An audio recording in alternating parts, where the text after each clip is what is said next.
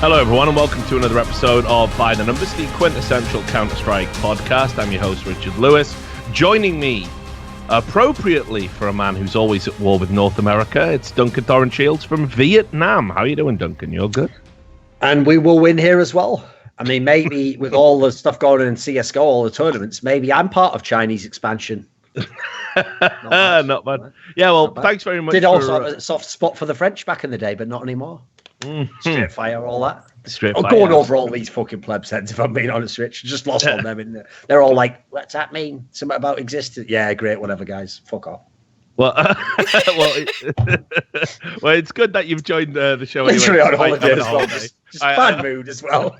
It's all right. Well, you can iron it all out in the podcast and then go have a good time on the beach, and we'll timestamp this one down to like 2 minutes long or something. We did it. If people didn't tune in, fuck them. I've been having a good time. I could use a fucking holiday. I obviously made the grave error of assuming that the internet wouldn't be fully fucking stupid for just a few days. Wrong, of course. I had my usual... You have to realise, Rich, I have actually learned that the fighting game community, while I'm sure there's loads of cool people, to be fair, with how there absolutely is. That community, as far as I know, they have like their own little areas they go to. So I'm sure you don't get to experience a lot of it if you're on Twitter, but that is the fucking Dota 2 of, I don't know, fighting games, I assume, is like whatever it is, because the backlash and some of that shit's unreal, isn't it? No, I mean, like, I keep looking it up, mate, thinking you've had some scandal. There's nothing even going on. I keep trying to find what they're getting mad at. I've never seen a fucking clip. The thing that like basically this is part of the rotation now. Like whenever E-League does a new game and I'm involved, there's like 3 days afterwards where that community says I shouldn't have been involved. It's always with every new fighting game. Yeah, well, not just with every game, honestly. And basically, what it revolves around is it like the spectrum is this. The lightest criticism is I shouldn't be allowed to be a host because I shouldn't commentate on the games that I don't play or understand. The old one, classic. We don't understand the difference between hosting and commentary, which is fine. That's just a level of stupidity, and then it goes right the way to this guy. This guy has attacked people in the past. I mean, of course, it was an act of self-defense. It wasn't aggressive. Like everything I do, it's if people come to me first, you get as good as I judo you. I meet you with your same fucking energy. You want to knock me the fuck out? Yeah. Better do it in one, or you're getting one back. That's life. That's how I've been raised. I'm too old in the fucking game now to fucking change that philosophy. Maybe don't come and attack me over a fucking misunderstanding about something you saw on the internet. So there's that criticism, because obviously whenever they Google it, I should be punished all over again. That's the reality, even though I already was penalised for that by not being able to work DreamHack events. Not banned from DreamHack events, of course. Have attended DreamHack events since, but we'll spread that lie. And then, of course, the other thing is the 6 months I spent at Breitbart defines my entire political ideology. I am indeed a racist and a bigot and a homophobe because of that. So never understood the logic of that. I mean, here's the thing. If this is how you know that either... Here's the thing. I in a mad way... I can't really say this in straight face. I don't totally blame people who just don't know any of the facts. Yeah, they don't know the facts, so they're an idiot and they just believe what someone said, right? Okay. But the people who actually do, the people who actually have read Breitbart and they're like, it's all racist, etc. Have you ever heard of Ben Shapiro? He literally, I think it was the ADL literally said he was the person who received the most anti-Semitic hate on the internet like a year ago or something. He was the editor of the fucking site at one point in time, or one of the high up people. So in no sense does writing for Breitbart instantly make you a racist. I've got a really easy sort of razor for people to use to figure out who the racists are. Maybe find something they wrote on Breitbart that's racist. That would be a pretty good fucking metric, wouldn't it? As though the whole site's just racist now. What an utterly ludicrous notion. No, I mean that's what I mean. It's like, and then some people have even. I've got to the mythological stage now where people are manufacturing things. Like somebody accused me of having, while doing commentary, which I've never done in any fighting game. While doing commentary, I racially abused the Japanese, apparently, according to some tweets now. So it's just absolutely fucking ludicrous. And the way I comfort myself is this: like I look at the anonymous sad losers with their fucking cartoon avatars on the internet, sad failures that basically don't get to do any of the cool shit I get to do after 15 years of work. Like literally, I can walk away from fucking jobs they'll never have. So, by the way, I have to say as well, what's funny is this sounds like something that we're just saying to justify to ourselves, but I have to say, from my own experience of seeing those sorts of people, 99% of it is just the scenario of they just wish they did it themselves. Yeah, like, most of the people are like, you got that. They wish they did it themselves. Yeah. They wish they did it themselves, or they wish somebody else had done it instead of me. That's or what justifies. They like better. Yeah. That's what justifies the smear campaign. Yeah, what's really bizarre, of course, is all these people who work with me. And again, think about it. If I was any of the things that people were saying, surely someone would just have thrown me under the bus by now. Who the fuck would defend a racist, a racist, homophobic bigot in the esports space, especially working in the FGC, one of the most diverse communities where I know absolutely nobody. Right, so obviously I'm coming in as a stranger. They're judging me on gut feeling, instant reaction. Why are they all coming out and defending me and saying it's absurd? It's bizarre, isn't it? It's almost as if it was just diseased brains making this stuff up. That's actually what I've always thought. That's the weirdest thing, though, Rich. Is like this is the part that goes the most against that argument, because people always will then like these sorts of people. By the way, you can tell they're deranged because they always have like ridiculously conspiratorial like ways of thinking. So for example, they'll always think like, so for example, let's say a feminist thinks that I'm sexist. They'll use some weird logic that because I've got too much power and status, that like, I'm like some fucking Harvey Weinstein who, I'm too big to fail, and so that I'm being propped up and protected by the industry. No, in the current climate, this would be the ideal time where everyone who doesn't like me, and obviously there's plenty of people who don't like us, would be able to completely cast us out of the esports industry if there was any evidence for the stuff they were saying, especially if there was stuff behind the camera that no one knew about, This is exactly when they could all rally round, make a good push in it, which is how politics works, and get you kicked out the industry and basically suffer no repercussions, because in the current climate, if you can really show someone's racist, sexist, you'll have them done forever. So the notion that never happens, it says a lot in itself, right? The absence of that movement. Yeah. So it is obviously patently ridiculous, but again, it's now factored into my job that after I complete something successfully and have done a good job and ran about the time period where, like, for example, we had Cuddle Core, a really good female Tekken player, win the tournament, captain a team at the tournament. And she did a lot of the heavy lifting. Not a word from Nathan Grayson on that one. Bizarre, isn't it? Yeah, it's weird. It's stories, does he? Bitching about my fictitious bigotry is taken front and center instead of giving her the spotlight she deserves. That's what I mean about the ludicrous absurdity of it all. But anyway, so I just have to factor in 3 days. Where I literally have to just, okay, well, you're just going to be smeared for 3 days. Keep in mind, of course, as well, I'm the bully when I retweet it or address it or respond to it in any way. Not the anonymous mob. Yeah. Not the anonymous mob being propped up by multiple journalists and everything else.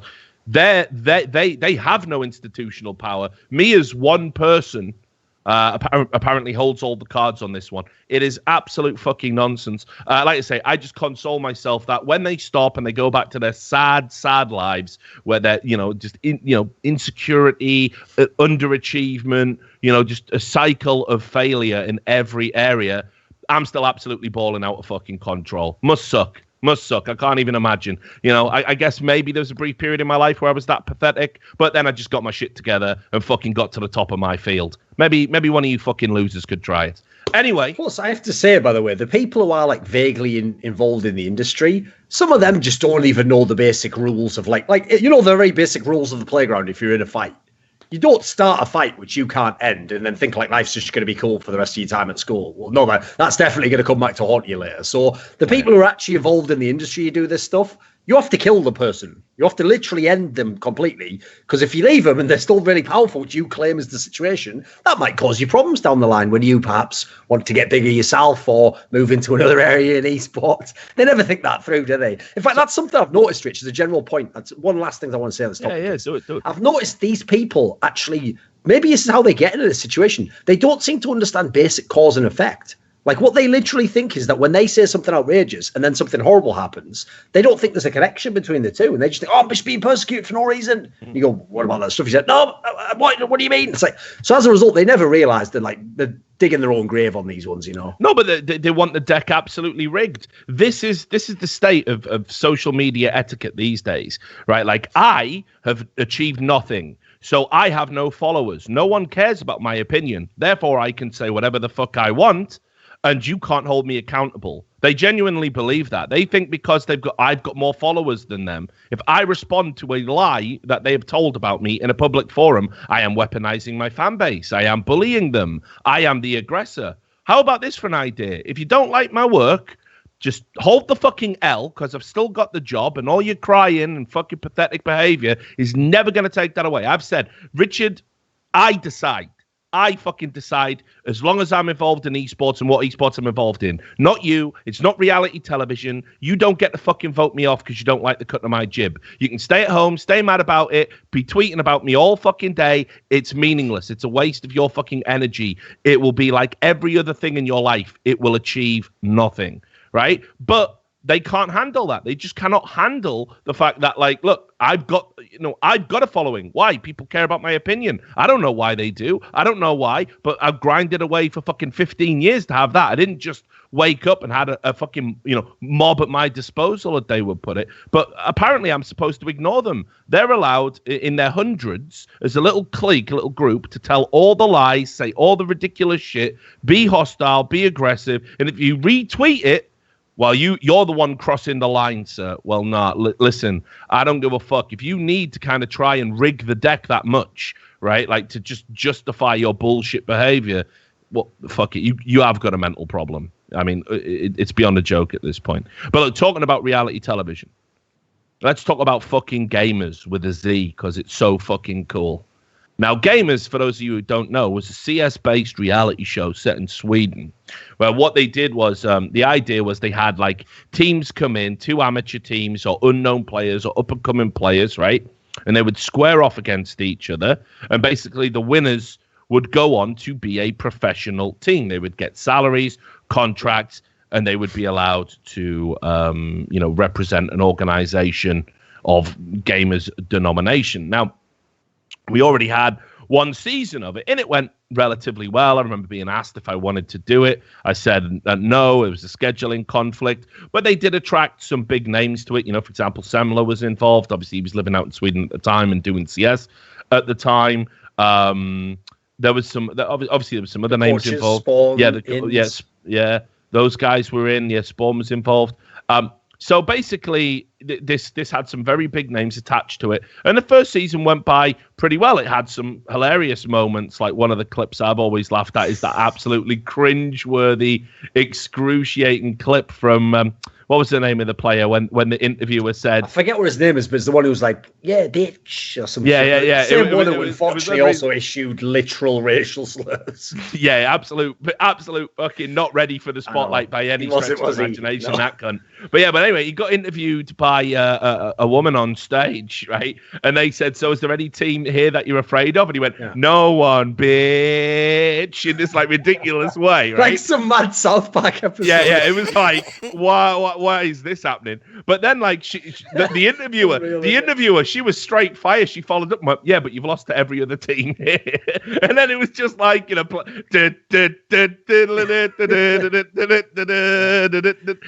got to find the fucking clip, man. Like, honestly, Sam, see if you can find it. Just type "no one bitch" in fucking CS:GO. You'll fucking find it. It's such a joke. But anyway, so it had like some ridiculous. You got it. Do you want to stick it in the chat, and we'll 3, 2, 1 it so people can see how ridiculous this is. All right, so here in the finals as well. Yeah. Here we go. Yeah. All eyes watching.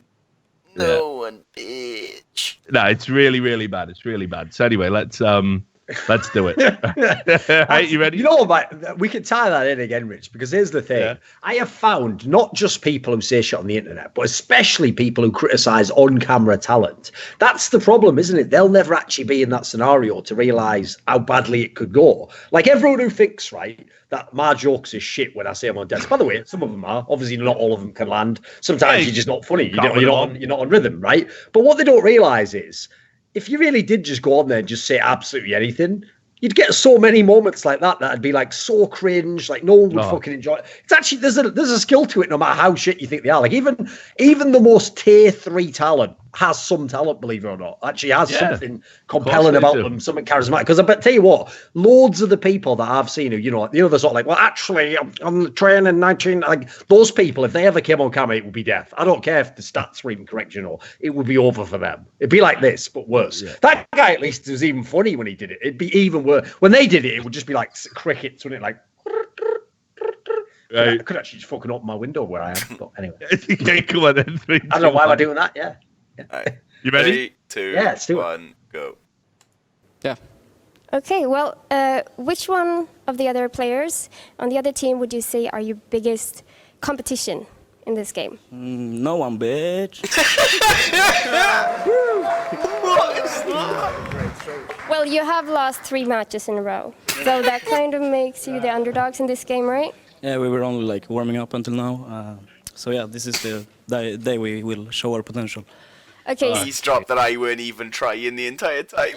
Like, I'll actually tell you some detail as well. Yeah, like, I believe at the time, I remember when this clip came out, someone said something along the lines of like I don't know if this is correct, like that he was like that's like an in-joke, it references something. So apparently, supposedly, he wasn't literally calling that woman a bitch, because that's the dumbest part about it, isn't it? Like, it just sounds like he's straight disrespecting her to her face. Yeah, no, it's so fucking stupid. And the maddest part is, he's fucking in Sweden. Have you had a look around where you are? That's like going into fucking the Amazon's place and like Wonderwall, like, what up, bitch? Like, why would you do that? I know. It's so insane. Like, it was entertaining though, I'll give you that. It was entertaining. Yeah, for all the fucking wrong reasons. So anyway, gamers definitely had some fucking moments, no doubt about it, and it did contribute significantly to the Counter-Strike landscape for the memes. But actually, when it boiled down to it, it turned out that none of the people that took part in it, none of the players, rather, that won the tournament got any of the shit they were supposed to get. So the first thing was we were meant to get 6 months' salaries within an organization. There wasn't an organization that was going to take them on. Then they didn't get the 6 months contracts. They didn't materialize. So then gamers said, okay, that's just a bit of a faux pas. What we'll do is... logic, because remember, that's the entire premise of the show. Show, yeah. If the show was real, think about how every reality show works, Rich. That's one of those like talent ones.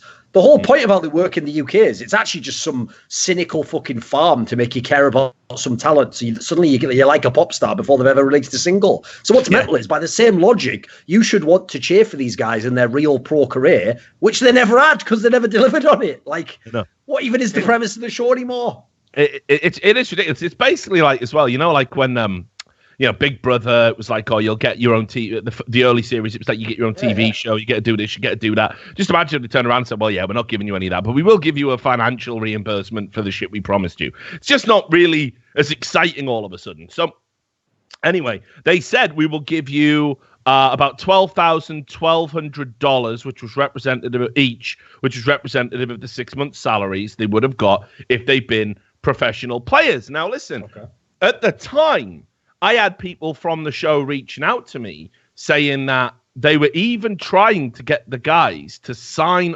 different contracts. So what happened was they'd signed a contract that promised them this, and then they tried to get them to sign something else that promised them something far less. And they showed me both contracts, and I was like, listen, dudes, if you sign these fucking updated contracts, you're out of your motherfucking minds. Hold firm. I will say, fair play, they are giving them a real sort of crash course on the esports industry, aren't they? Yeah, exactly. So basically, anyway, they said, all right, fuck it, we'll take the money. It's a shame, but we're not going to hold firm on the things that you obviously can't deliver at this point. The money will do. Well, the promised sum, as of now, hasn't been delivered to them.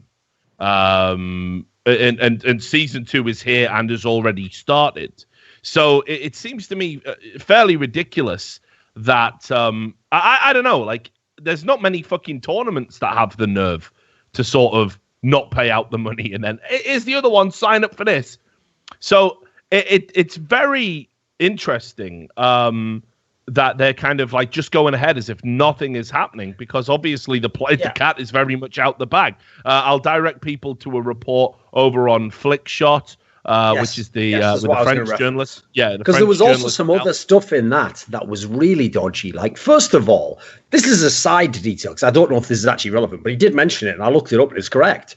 For some bizarre reason, okay, so they had Brolan in, who I believe is like the guy who they used in Fnatic actually for that WESG thing, and they cited him as being like 17 or something. But you look now, he is 15 years old. I don't know why that's relevant, because that implies to me, by the way, maybe it's even illegal in Sweden to have a 15-year-old take part in something like that. I would suspect something like that. So that in itself shady as fuck. Then there's that whole aspect, which I haven't corroborated, and this guy I've actually done an interview with, Inns, one of the coaches of the team, I know got into being an agent after that and set up this agency. Well, there was a really dodgy detail in that report where it implied that, like, you sort of, by coming on the show, somehow you are now, basically, they are your agents. They represent you now, future earnings of yours even.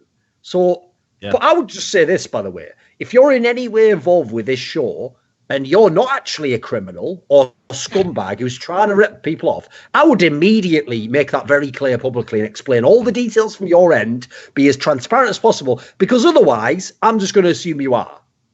Yeah, I mean, look. So I'll go one further, and I'll like I say, I'm 2018 is the year where I don't give a fuck anymore. I've decided. I had a couple of years of corporate version of Richard. I can't do it anymore. I'm done.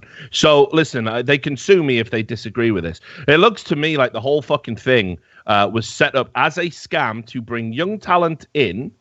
And then there was never any intention. They couldn't possibly deliver the things that they wanted. Maybe they could have if they had found orgs that wanted to bring them in, right? That was the agency element to it. But nobody did, because these are unknown players. And right now, which, people by the way, is not as ridiculous as you think. Like, if for some reason, they'd found talent and they'd look good on camera, I could see there being some org being like, well, that's, as a very, very low-level player, maybe we'll give you a shot.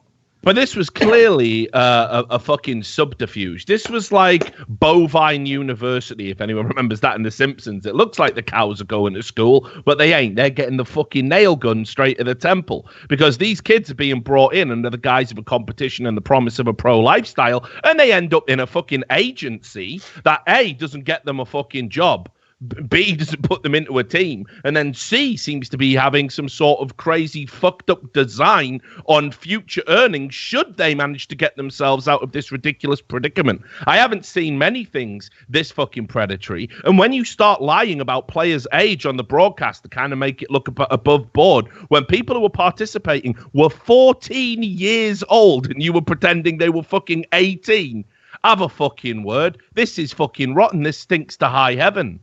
Now, like I say, if you got nothing to fucking hide and it's all legit and it's all above board, just take me to court, because I say you're all a bunch of corrupt motherfuckers. Fact. Like, there's no way that is all legit. No fucking way whatsoever. So I've got some real issues with this gamer stuff. The name of the talent agency was Overlord. There was something like this. Not in any way an association you wouldn't want if you were, in fact, trying to just run the whole industry and run game on a motherfucker. Yeah. We, for one, welcome our new overlords who worn out the souls.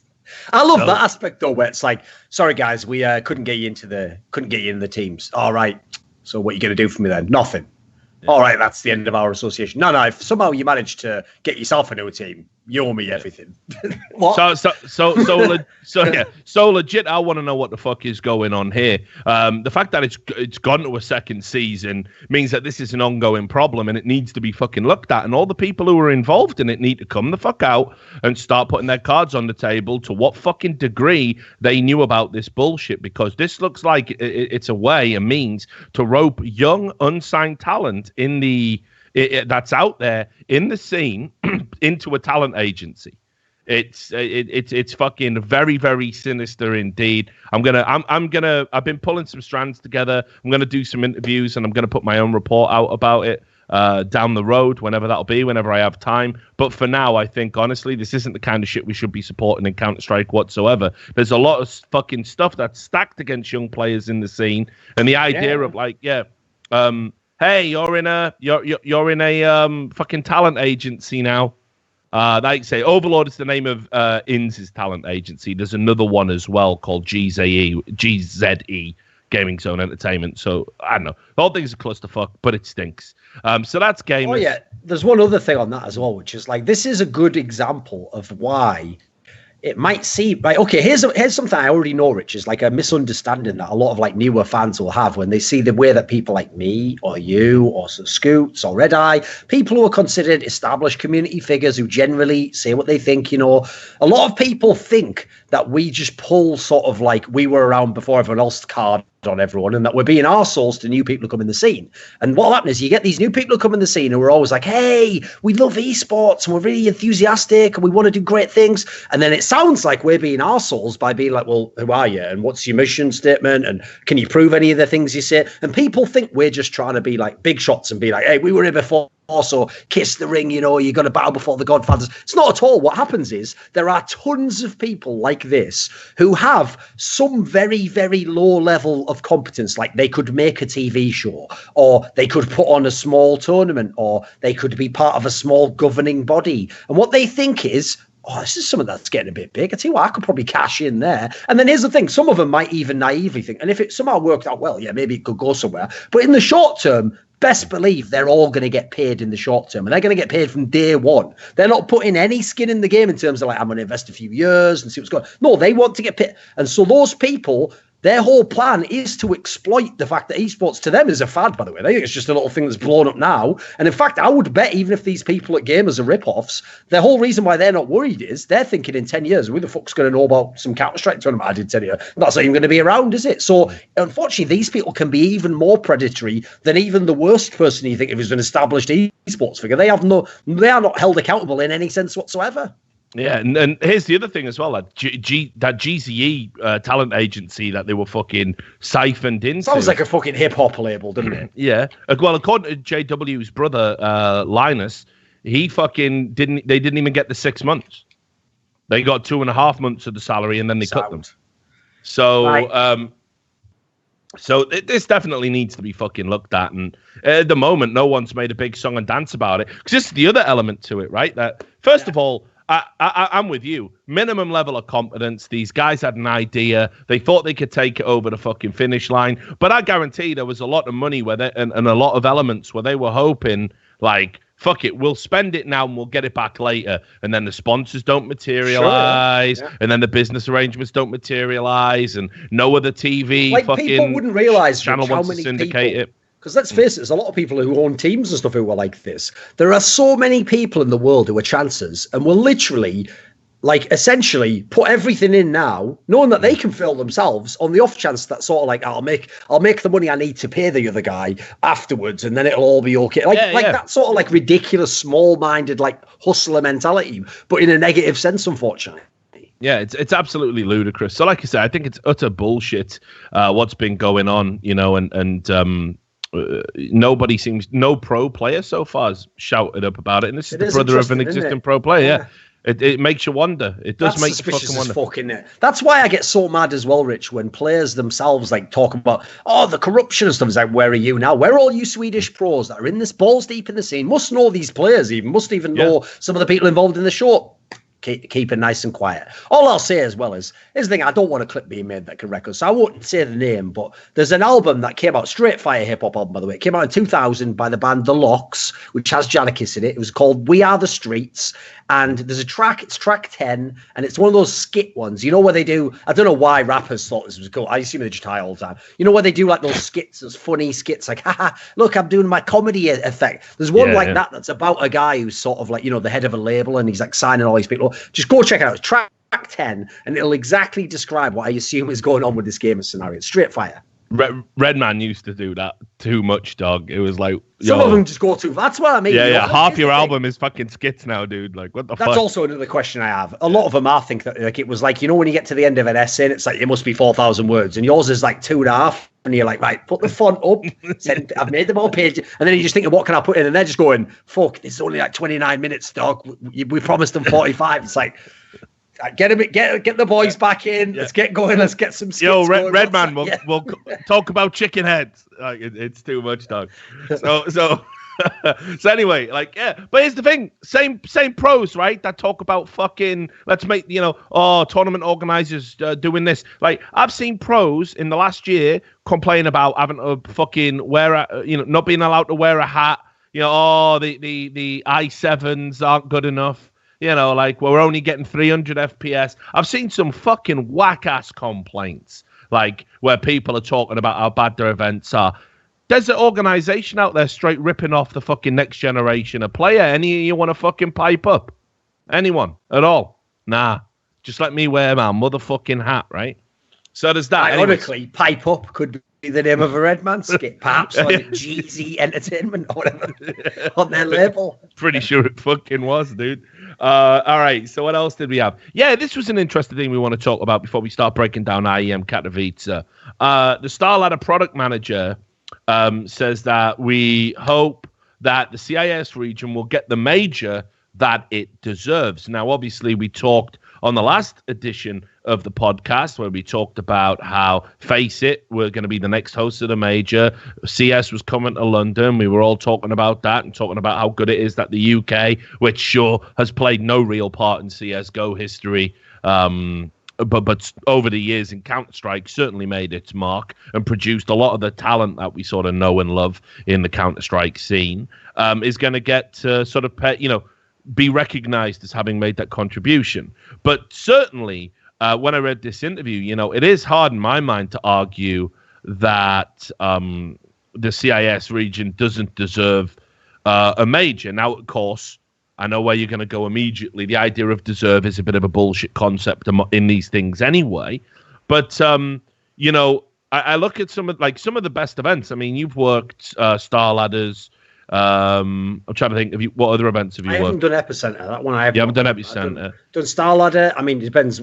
Obviously, CIS region technically only involves those like ex-Soviet countries, so you shouldn't actually count PGL and other ones like that. But obviously, I've done a whole bunch of Star Ladders over the years. Yeah, and and I remember watching the Epicenter of events. Great stage show, great lighting. One of the best, yeah. Yeah, no doubt, right? Like, it even went a bit fucking wild in my opinion, where they had like mock terrorists coming down fucking ropes and shooting at each other and shit. It was a bit much for me, but fair dues.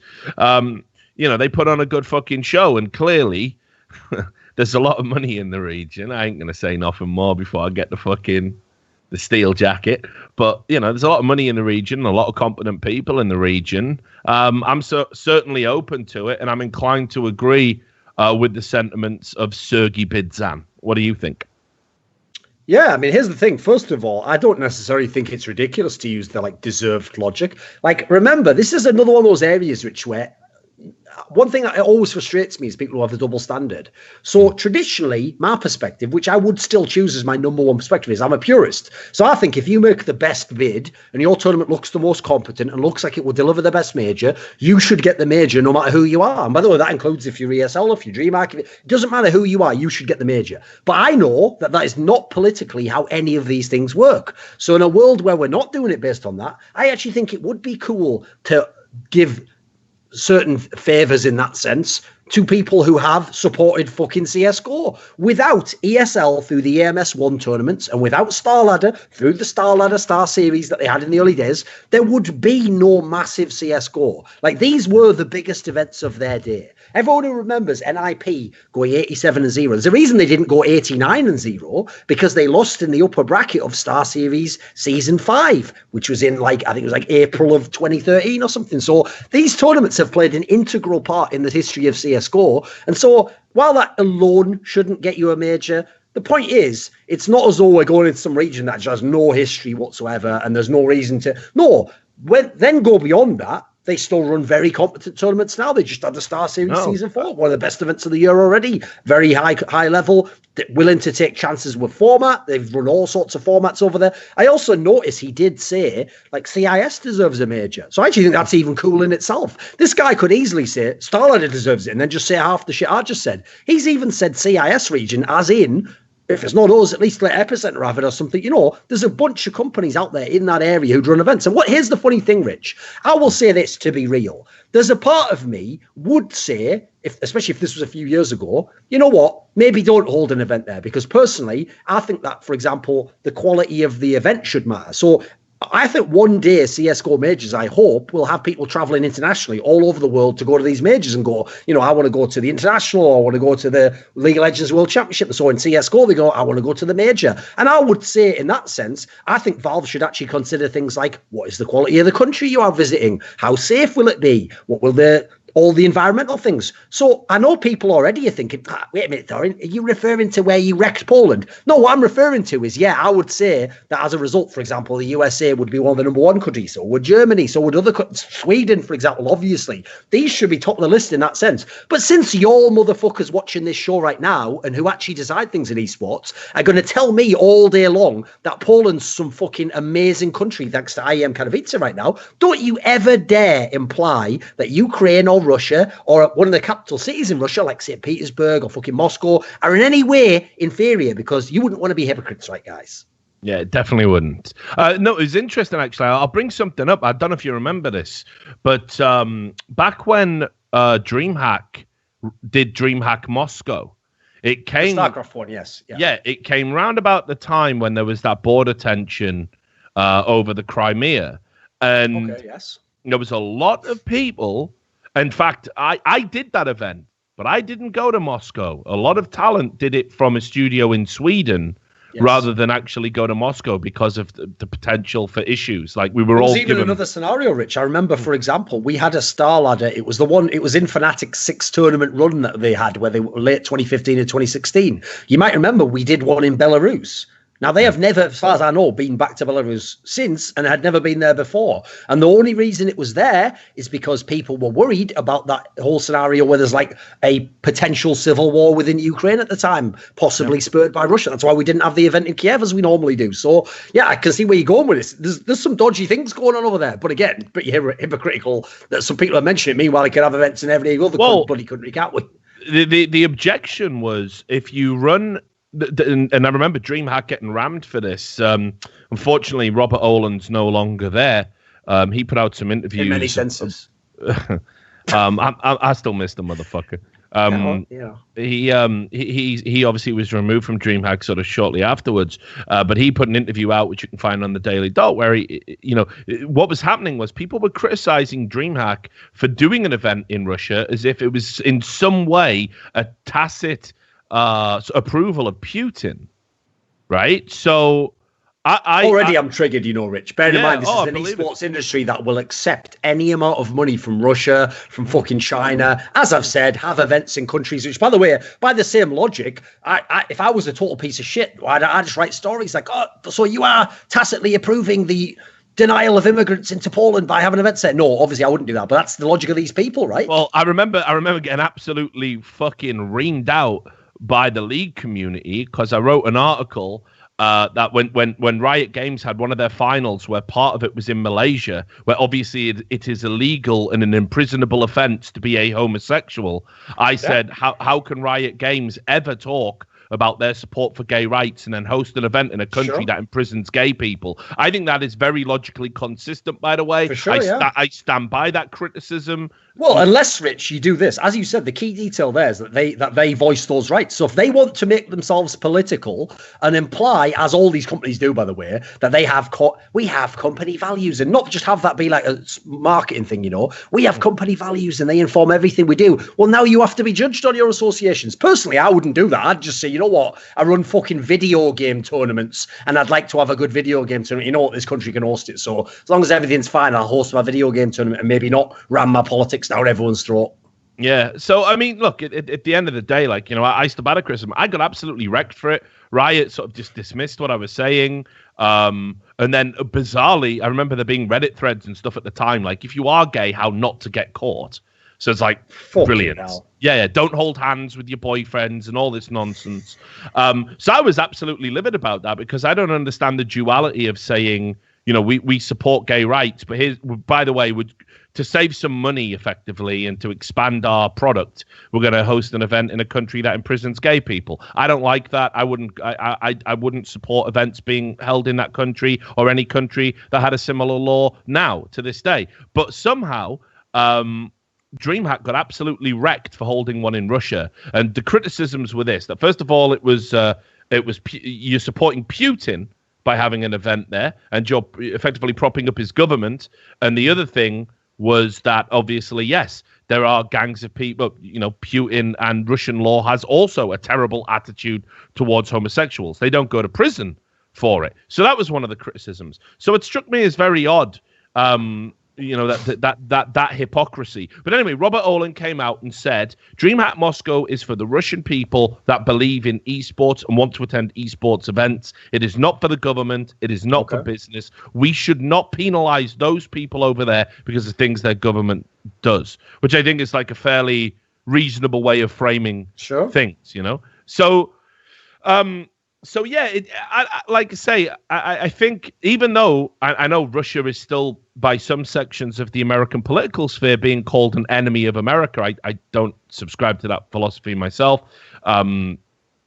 I mean, by that logic, all those Europeans shouldn't be doing any business with American companies, right? Yeah. I mean, they have no problem interfering in our elections, fucking with all of us, withholding information that literally allowed terrorist attacks in London. So by the same metric that Americans like to judge themselves by, we should just cut off all ties with America and have an esports boycott. Would be pretty unreasonable, though. Again, we do talk about fucking video games. It's not really that serious, is it? So I hope that people realize, like I say, that first of all, these places are incredible countries with incredible people. They have just as passionate esports fans over there as anywhere you would find in the world. And not only that, the CIS region and Counter-Strike history, they have certainly contributed a huge chapter to it. I mean, not just in 1.6, like literally you think about every game. Yeah, you think about the storylines we have now with Zeus winning with Gambit in CS:GO. This is a country whose fan base deserves and the most recent major with all those upcoming teams that surprised. Sure,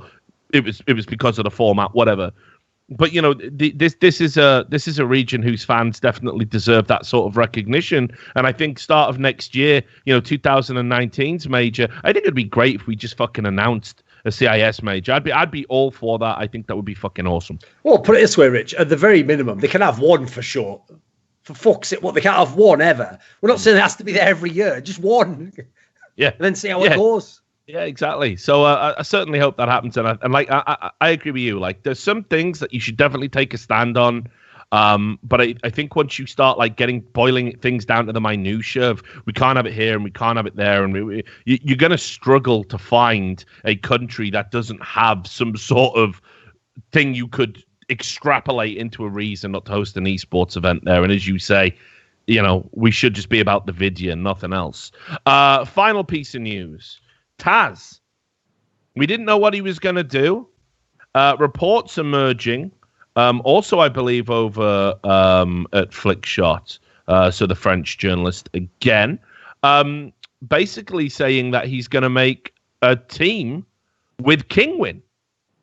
And sort of those second-tier Polish players that never transitioned into replacing Virtus Pro. Taz is now going to come and be the captain of this new Kingwin team, the lineup comprising of Rallen, Maus, Taz, Manise, and Reitz. Now, looking at that roster, sure, it might not fucking leap off the page and make you think, well, they're going to be a top 10 team. Probably is an unrealistic goal.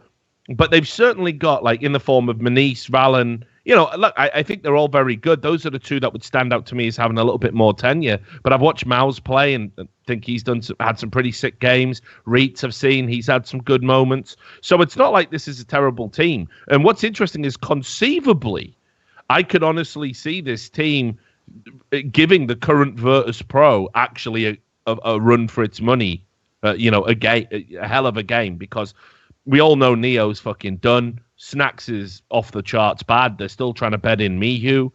So, I don't know. Maybe this is a team that could go on to be the best team in Poland. What do you think?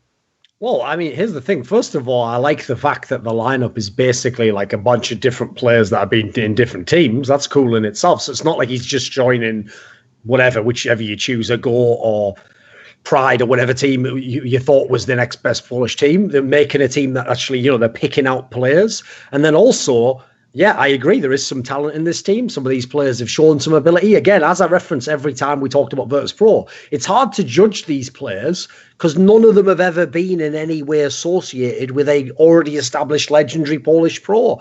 Every single person you can name from North America, from Sweden, from Denmark, made their way up through some team or into a team that had a legendary in-game leader, amazing world superstar. These guys have never been in that position. So I don't necessarily 100% write them off, because yes, I know on paper you're going to see Rallen and Renice and you're going to go, come on, man, I've seen these guys for years. They were at majors like 2 or 3 years ago. Yeah, but that's my point. They've never actually been, essentially, the harshest way to put it is they've never played real Counter-Strike. They've just been playing off in their little scene where you keep making teams and they never get access to the top Polish players and all that experience and get proper, like, someone working with them as a proper tactical in-game leader and all that sort of thing. So I'll say, I actually think for Taz especially, first of all, I love this move. I'm so glad he's not just going to go and fucking retire and be a personality or whatever. Because I don't think you necessarily need to. I mean, you can do that in 2 years if you want to now, mate, right? For now, you can still get paid.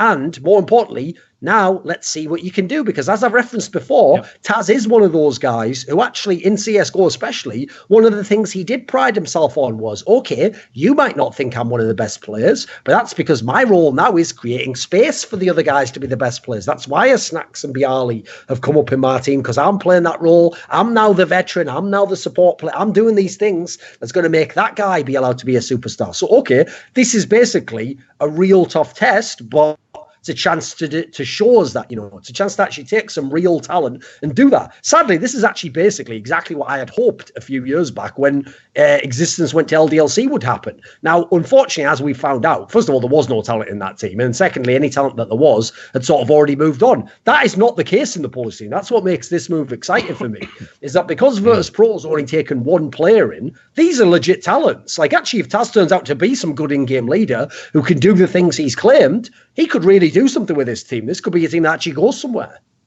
Yeah, I mean, like I say, I think if this flops, then yeah, definitely you should have one eye on the retirement and just turn up and do some desks and some personality stuff, start streaming, whatever the fuck. He'll make a fortune anyway. I mean, his paycheck's guaranteed because of who he is and what his skill set is.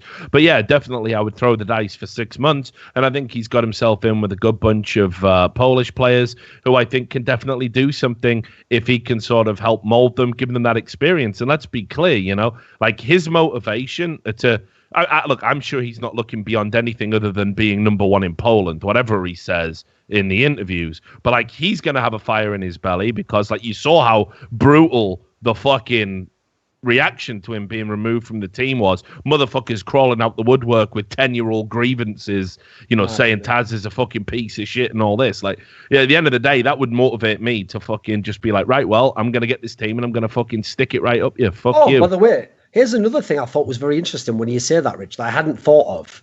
Think how bizarre it is that we've had a mega long tenured player leave a team, and what the fuck have any of his teammates said? Think back when Freiburg got kicked out in NIP and when some of these players get removed. The whole community outpouring, blah, blah, blah. Teammates, I'm going to miss you, love you, bro, blah, blah, blah. I haven't heard anything from anyone Virtus Pro. I haven't even heard anything from Neo, mate. What's going on? The only statements they ever put out, the only statements they actually put out pertaining to Taz leaving the team was over that fucking leaked scrim that went out where Snacks just said, I just want everyone to know I'm not really toxic. Well, no one gives a fuck about that. What about your teammate who's gone? That makes it seem like, obviously we're using like inductive reasoning here, but it makes it seem like there was some beef there. Like, they're actually glad he's gone and they don't particularly like the guy. Yeah, there's fucking mad levels of beef, like, obviously. And like I say, I mean, look, maybe it's to do with the fucking Mercedes, maybe it's to do with the preferential treatment he got from the org. Could even be totally legitimate shit we don't know about. Maybe exactly. Some massive banning or someone, Maybe he is a fucking asshole behind the scene. But here's the thing, you're telling me what, like, Freiburg never did anything bad ever in his 4-year tenure in NIP. You're telling me there was never times where, like, Freiburg fucking, like, lost his rag and fucking went in on somebody, you know what I mean? Here's another thing, Rich, as well. The other classic move, knowing esports, would be someone comes out and goes, actually, don't listen to that Luke guy. He's full of shit. We love Taz. Again, nothing. Just radio silence. Yeah, you know what I mean? By the way, speaking of which, if you're Taz, actually, you're right. He doesn't even have to do anything in this team. This team never has to go to a big LAN. But if they could beat VP in one LAN qualifier in Poland, every little 12-year-old moron who's still like, Kiyashima was not the problem. They're going to go ham with that one, mate. They're going to be all over this shit. Yeah, believe it, dog. So I mean, like, look, the way I think about it is this: that like there should have definitely been some sort of like fucking respectful.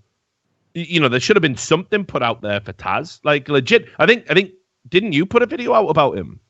I think that's as good as it got for him, right? I mean, I did a video when he moved, but here's the thing. I think the timing's a bit off with it. It's that a week before, I think it was, I'd done a video where it was like celebrating the old classic VP lineup. So in a way, sort of. Yeah, so I mean, like, I did an article. That's right. I did an article that was about his like warrior spirit or some shit. Yeah, you know, like, I mean, fucking, it seems insane to me that, like I say, every time a player leaves like an organization, like, look, even fucking Kobe and Shaq can fucking sit down in a room now and fucking talk to each other and talk about the good times and how, maybe the beef was a bit silly, but like, you know, fuck me, we had a hell of a team, right? We won them rings, right?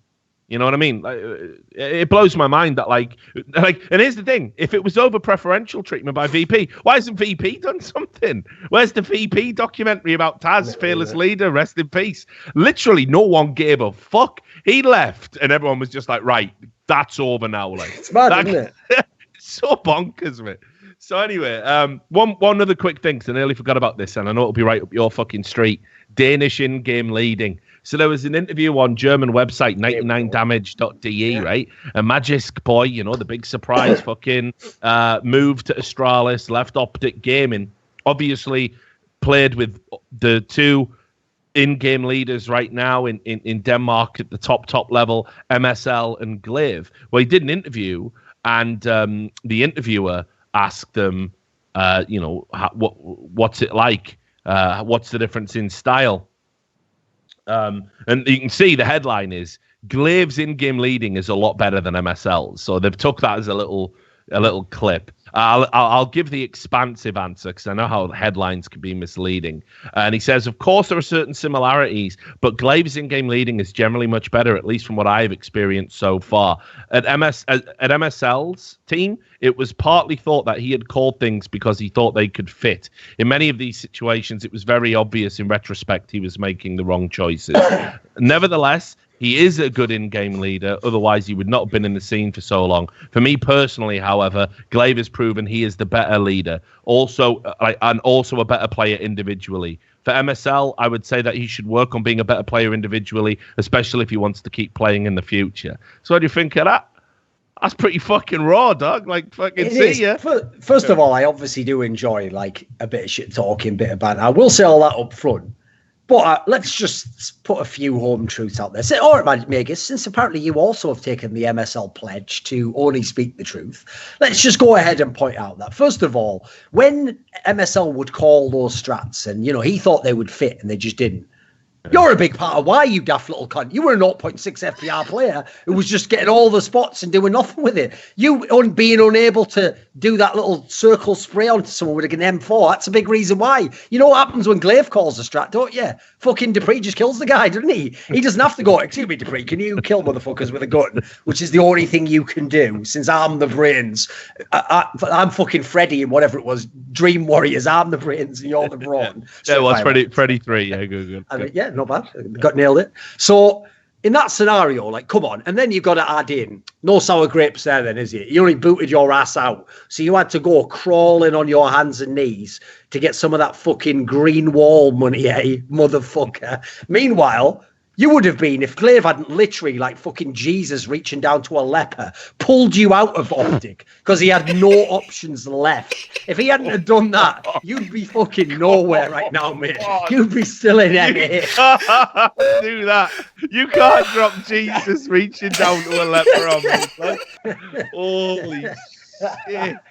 I'm just saying, Megas, if you like a bit of the old trash talk, you got to take it, you know. So, fucking hell. But I will say, with all that said, Clay probably is a better in-game lead, to be fair. Yeah. I would assume as much. I do also probably agree with most of those criticisms of MSL. They do seem reasonable. I've always thought his biggest problem, this is a problem a lot of like really tactical in-game leaders suffer from, is that they're correct. On paper, the strat that they're calling is the right strat. It works. They practiced it. They know that this is the defense they're going against. You find this in fucking NFL with like really good quarterbacks, you know, just like mess the game up by throwing incomplete 3 times instead of doing like a simple play. They're right. The play that they're calling is the one that should be open and should work. But you know what? Your team, for whatever reason, can't execute it in the game. So in a mad way, you've got to humble yourself and go, I'll throw the easy play instead, you know. But MSL goes for that deep ball all day long, doesn't he?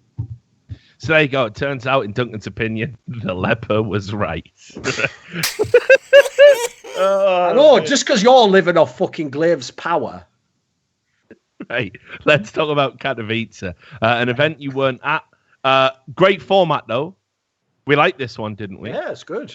Yeah. Yes. Obviously, it was a massive improvement over the last IEM format. Well, I think here's the thing. At the moment, since people are trying all these new formats, I think we're going to do what we did with the Swiss system, what we didn't do with the Swiss system, rather, which a bit before we crown like one of the best format, because we've got to figure out what the negatives are and what the repeating factors that are good and bad. But on the surface, another good format. Like, I think this year's already begun fucking great, mate. You've had all these tournaments that have had really strong formats where you play loads of games, loads of opponents. Obviously, a factor in this one, which just like the Swiss system was possible, is you can play a best of 3 against the same opponent twice, which is obviously going to become very relevant when we get to the final, isn't it? Yeah. So, I mean, like, it was, and I watched, I was getting up and watching all the games. This was one of the ones where it was like, there were so many straight fire teams here and straight fire potential matchups. I was like, fuck it, I'm going deep. You know, I'm getting up at 4 a.m. We obviously were filming some shit at E-League, but I was waking up and watching all of this shit. Had to do it. So let's just pick up on some of the fucking storylines from the event. I think, like, I don't want to do another show where we bang on VP. I can't be asked. It's not worth it. Yeah, there isn't. Like, did anyone expect anything better at this point? I know I mean, I will just say, just because I'm an arsehole, if you're one of these people who actually believes in A, the concept of home crowds helping teams, and B, that Katowice is some magical crowd of people who is unlike crowds, for example, in Auckland or Cologne, with some special power to inspire people, then you're basically saying Virtus Pro is even shitter than we thought. Yeah, I mean, like, straight up though, I mean, this is probably the one area where you would fucking expect now, like, the organization's got to, because, like, don't get me wrong, I saw some of the crowd still chanting. Well, remember, Virtus they Pro did actually say this, Rich. Yeah. They did say in the post saying Mihu joined, that I think they said he joined on trial, and that it was these 2 tournaments that would determine something like whether or not, you know, like they'd do another roster move. And I have to say, based on what I saw at these 2 tournaments, you should 100% be cutting another player at least from that team. Oh yeah, definitely. And I think even Pasha like tweeted something out about it, because didn't Virtus Pro win the Dota event that they had there? Could have done. I know in Virtus Pro, I know the Dota team it was. Yeah. Ironically, they actually have a player called Pasha in that team, believe it or not. Yeah, He's I know, right? Good. They should get him in the fucking CS team, the way things are going at the moment. But yeah, so I was half watching the Dota shit as well, because, like, I've been mad busy. I'm trying to keep up with all esports at the moment. But anyway, like, and Pasha tweeted something out saying now VP is only Dota or something, right? And, like, just think about how mad it is. Like, as you as a team, like, you rewind a couple of years, you're winning events in Katowice, you know what I mean? You're fucking... It's a piece of CS history. Now you're finishing 13th to 16th. You're down there with Order, Avangar, and Tai Lu. Like, if that don't tell you something is fundamentally fucked, and, like, you know, for all the talk of, the home crowd really motivated us, didn't motivate you here, did it? So, like I said, I don't want to flog that fucking dead horse anymore, but it's just, I don't know.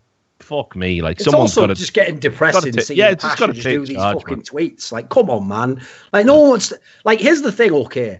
If these are legit, like, you're really thinking of retiring or leaving, okay, fair play. If it's sincere, if it's earnest, but this just sounds like a cry for attention. Like, oh, please tell me I'm actually doing good, and you guys all believe in me. Fucking like, come on, Cribs man. did it. Look what that motherfucker did at this tournament. Like, that's what I mean? This is one reason, by the way, why I actually, this is a very weird reason why I actually respect fucking Bialy in this team. Because if you know Bialy, he's just a G, mate. He doesn't give a fuck that the team did badly. He just goes, right, we did badly, okay. Just goes, get a drink and live his life, doesn't he? Yeah, no, he doesn't go, dear diary, my friend, I am sad now. Maybe I retire. Yeah, and it's crazy because he just loads up PUBG and gets fucking in. Yeah, I was going to say, Like, did you see all them? You see all them comments on his fucking Steam profile? Kurva, PUBG, kurva. Like, fucking relax, dog. Like, people like to play other games. The idea, if you fucking train like 8 hours a day, like, you know, sometimes on fucking alt accounts, so you play on tournament accounts, so people don't see that how many hours you've actually got in the game, and you're like, well, you know, 99% of those mentally ill cunts really think like, look, his account has no hours. Yeah, because you're watching his whole house. Like, he could never have another account, could he? Could never have another account, and obviously they go to tournaments and they play on so, like, sometimes there's so many tournaments the tournament, for one tournament is practice for another, you know, like that's the boot camp. And they never factor that in. And then it's like, fucking hell, I've just had 8 hours of listening to Taz and fucking Snacks argue. I'll just load up some delicious PUBG or Fortnite, as is now the kids' choice. And then people are just straight wrecking you fucking for trying to unwind. It's fucking mental. I play a little bit of Hearthstone every day. Topic.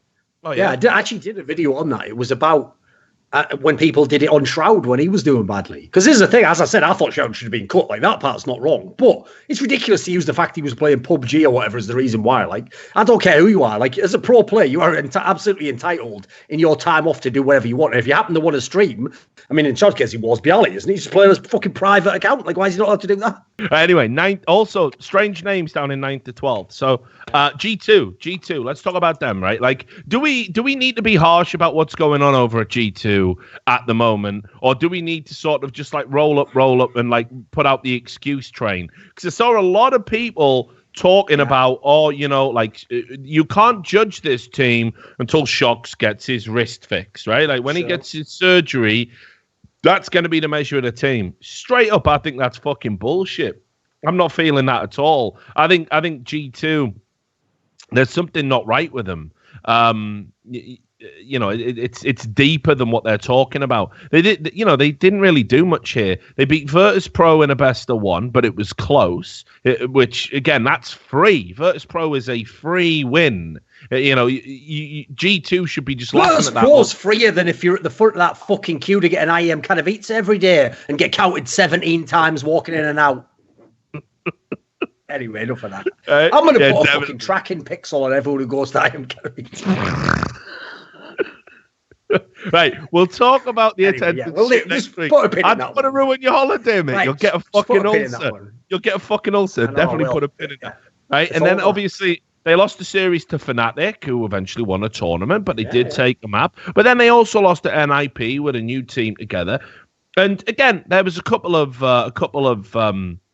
there was one close map in it, but then they got blown out on Inferno, which is a map that they, have sort of posed as being able to play. And it's not that they're playing bad. It's not that they're getting wrecked. It's just that they're never really in it. Like, there's just always this moment where their opponents just seem to pull away. And I think they're out of shit. I think they're out of ideas. Like, they're constantly trying to reinvent the meta. Don't get me wrong.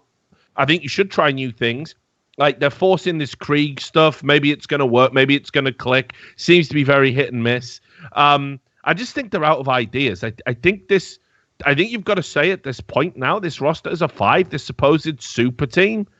It just isn't. It's absolute failure to launch. This is fucking Kenny S and Shox playing together for the first time in fucking Counter-Strike history. Everybody should be fucking fearing this team, and no one does. And they never really fucking do that much. They never catch my eye, and I think, wow, fucking hell, hate to play them. Yeah. They just never look that good. But I don't know what they would do. I honestly don't know what they could do. And neither do they, which is half the problem right here. Like, here's the thing. From knowing the French scene for a long, long time, and I know all the little idiots out there are like, what do you mean you hate all the French scene and happy? Like, yeah, that's because you started following the game 2 years ago, mate. Like, if you actually knew what you were talking about, you'd know I've been deep with these guys for a long time. Actually friends with most of the players, even the ones who maybe I didn't like their style of play.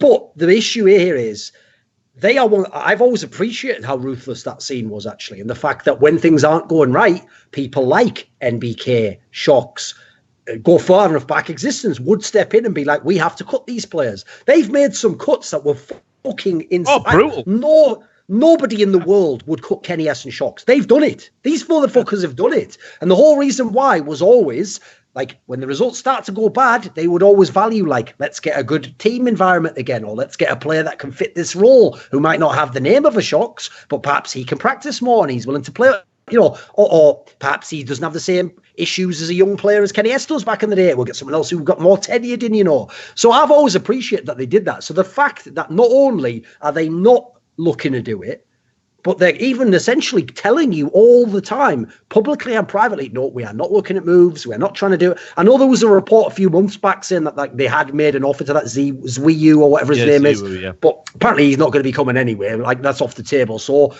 basically, yeah, they shit out a lot because think about the problem that they have is like they'd have to go with sort of an unknown name, someone who hasn't really done anything because they don't. Let's face it, right? I'm sorry to tell all the fans out there who believe in fairy stories, they're not going to be getting RPK or fucking Scream back. Like those trains have left the station already. They're not coming back.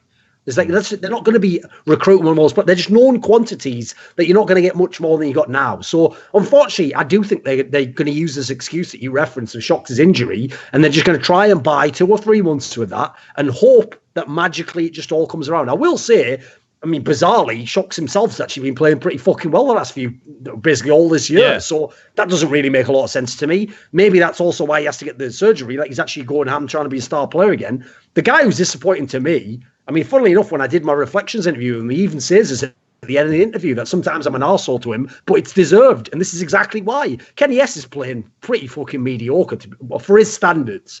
And for a normal pro player, yes, he's obviously a pro player. He's still a good AWPer. But this should be a guy who's blown people out the server. I mean, you talk about best AWPers at the moment. The best AWPers at the moment aren't even the real fucking AWPers. It's like Simple and Oscar.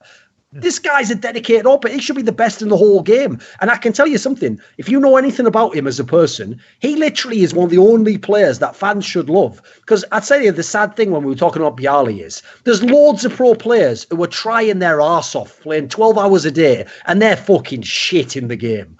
Then there's players who, like Shox, by the way, who could play 3 hours a day, turn up and just do some incredible shit that none of us could ever do. But Kenny S is actually one of those players where his form goes by how much he plays. And if he plays loads, then he will be one of the best players in the entire world. And if he has form like he has this year, that's because he ain't playing the motherfucking game. And he knows that, and his team knows that. But again, what are they going to do? What, kick Kenny S out and get fucking Twanu or something? There's no options out there. So I don't really know what you do. I mean, as you were saying there as well, even the excuses don't really work. Like, for example, every series they lost, they still could have won. They were close to maybe getting the 2 maps. Doesn't matter though. You have to eventually win some fucking series. And actually, if you look at the last tournaments they've had, the major Star Series, those were the ones where they basically mainly won against, like they got lucky draws most of the time, some pretty shit teams. So they 3-0'd all the Swiss systems, but generally not against good teams. They did beat Cloud9, I'll say that. But they come to this tournament, as you're saying, okay, you lose to Fnatic.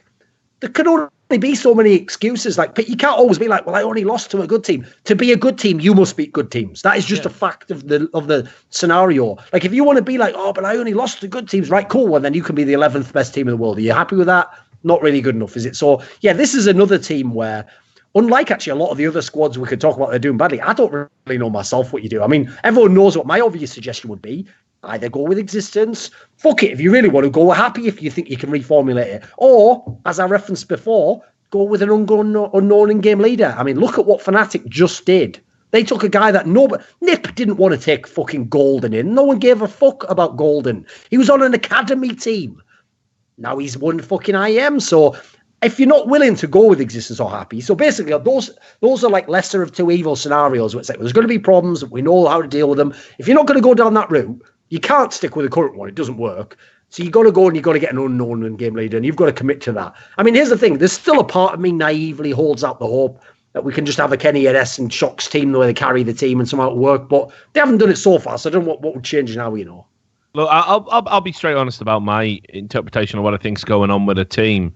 And I think it's like, you know, you've got these two players who are like, you know, amazing star players, but they don't play structured. They don't play structured CS. They play. Oh, that's another thing to say, by the way, Rich. Yeah. This team, when they were in Envious, everyone knows I have sort of an ideological difference in playing the game. I don't like teams who play that style where you use the CZ and you force back. But I always gave them credit because it worked and they won. It doesn't work. It hasn't worked for months and months. You haven't won any fucking playoff series. It is appalling. You lose every 14-14 game where you do that. It's utterly outrageous. So there's no excuse for it anymore. Like, I know it's fun to do, but it doesn't work. Yeah, and you like I say, you know, they brought Smiths in as a coach. Fuck, like what he does. Yeah, like real talk now. Like, I saw this tweet that fucking Ocelot, who owns G2, put out. Tilted me. Yeah. This tilted me like a little bit. Like, I like Carlos. Carlos is a baller. I'm down with Carlos. Like, he's a good guy. And he's usually a very real guy, but in this scenario, he doesn't know what the fuck he is talking about, and he's going to do jack shit. Yeah, but this tweet is mad. He goes, CSGO fans, we know we are sorry. Winning is in our DNA, and the last 2 tournaments have been deeply heartbreaking. I'm personally committed to helping the team return to form. Trust the process as you've always done, and we'll deliver as we always did. Well, what is the process, mate? Come on, you ain't doing fucking Moneyball up in this bitch. Who the fuck you lying to? Why? Also, what are you lying for? What tournaments are you talking about? The last 8 tournaments have been mad, mate. You can shut the fuck if only it was 2. It was something like August last year that you were having like good results.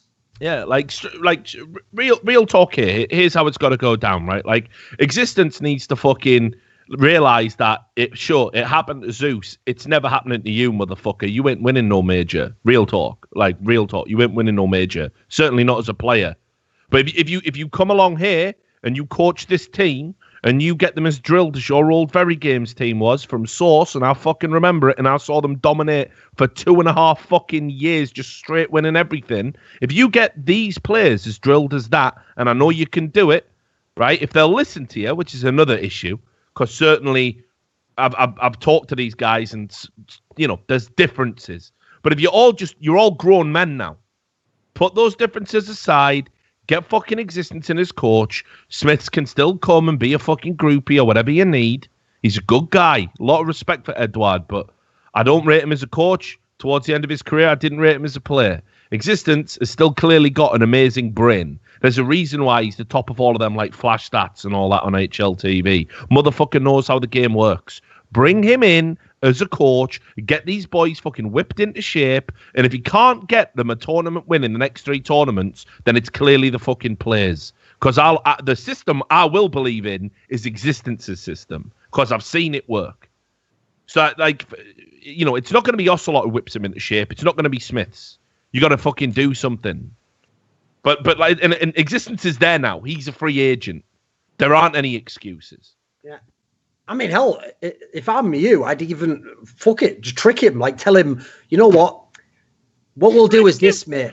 You have to, because he obviously doesn't want to be a coach, does he? So what you do is you tell him, well, you haven't got any teams at the moment, so just do it for 3 months. And if it goes well, maybe we renegotiate. If it doesn't, maybe we'll give you our blessing to go elsewhere. And obviously your hope is, which is a pretty reasonable expectation, that he could actually accomplish something, and then he'd think to himself, why the fuck would I come back to being a player when they'll never let me be a player anyway? And then everything would just continue on happily ever after. The big problem here, by the way, which you've sort of alluded to, which is not... Here's the thing, right? A lot of pro player personalities are massively exaggerated through the prism of fame and the fact that people just have very short memories, so they remember stupid shit like, haha, Freiburg, King of Banana, 3 years after he was ever even good at playing that position anymore. But it is not in any way exaggerated how ludicrously, prideful the French top players are.